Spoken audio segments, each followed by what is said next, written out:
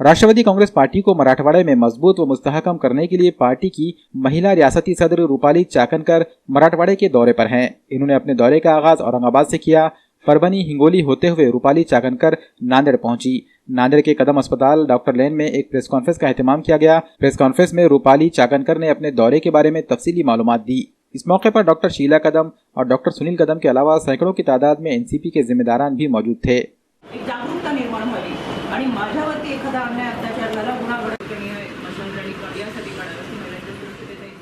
विधान भवनमध्ये अधिवेशन सुरू झाल्यावरती पहिल्या दिवशीच भाजपच्या महिला पदाधिकारी, महिला आमदार आणि स्वतः देवेंद्रजी फडणवीस हे आंदोलन करत होते। महिला अत्याचाराविरोधात घसा ताणून घसा कोरडा पडेपर्यंत घोषणा देत होते आणि दुर्दैवानं त्याच दिवशी भाजपच्या नगरसेविका नीला सोनस असतील यांनी त्यांच्याच माजी आमदार नरेंद्र मेहता यांच्या विरोधात लैंगिक शोषणाच्या संदर्भात पोलीस ठाण्यामध्ये गुन्हा दाखल केला।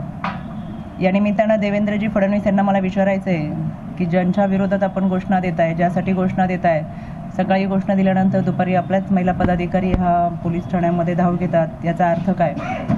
महाराष्ट्रातल्या महिलांना आणि महाराष्ट्राच्या लेकीबाळींना खऱ्या अर्थानं सर्वाधिक धोका आहे तो भाजपच्या पदाधिकारी आणि बलात्कारी नेत्यांपासून। त्याच्यामुळे राम कदमपासून प्रशांत परिचारक, गिरीश महाजन, गिरीश बापट आणि आत्ताचे नरेंद्र मेहता यांच्याकडे थोडंसं मागं वळून बघा आणि आधी आपल्या लोकांवरती कारवाई करा। महाराष्ट्र आपोआप सुरक्षित होईल। अपमान करतात ते बांगड्या घालणं हे कमकुवत नाही आणि त्यांनी महिलांना आणि बांगड्यांना कमकुवत समजू नका।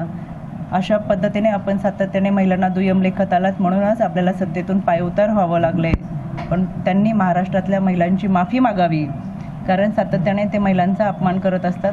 स्त्री पुरुष समानता समजून घेण्यासाठी देवेंद्रजी फडणवीस कुठेतरी कमी पडतात। त्याच्यामुळे या निमित्तानं त्यांना माझा एक चांगला आपुलकीचा सल्ला आहे, इथून पुढे बोलताना महिलांबद्दल जपून बोलावं, काळजी घ्यावी, अन्यथा महाराष्ट्रातील महिला पेटून उठतील।